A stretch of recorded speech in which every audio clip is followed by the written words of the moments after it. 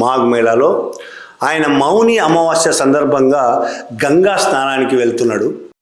ఆయన సహజంగానే ఈ పీఠాధిపతులందరూ పల్లకిల్లోనే పోతారు.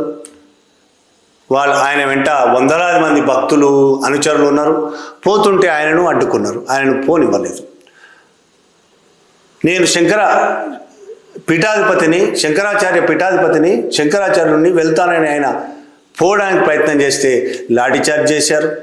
ఆయన అనుచరులను భక్తులను విపరీతంగా కొట్టారు, జుట్టుబట్టి గుంజి కొట్టారు. వీడియోలు దేశవ్యాప్తంగా వైరల్ అయినాయి సోషల్ మీడియాలో. చాలా దారుణంగా కొట్టారు చాలామంది.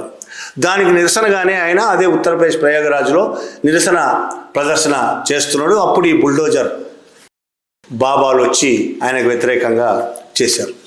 అసలు శంకరాచార్యుణ్ణి గంగా నది స్నానానికి వెళ్ళనివ్వకపోవడానికి కారణం ఏంటి? ఆయన హిందూ మతమే కదా, వాళ్ళు చెప్తున్న దేశంలో ఏ హిందూ మతం అయితే వాళ్ళు అధికారిక మతం కావాలని కోరుకుంటున్నారో అదే హిందూ మతానికి చెందినవాడు కదా శంకరాచార్య. మరి శంకరాచార్యని ఎందుకు వ్యతిరేకిస్తున్నారు? శంకరాచార్య అనుచరులను ఎందుకు కొడుతున్నారు? వాళ్ళ మీద లాఠీ చార్జీలు ఎందుకు చేస్తున్నారు? అంత కోపం ఎందుకు ఈ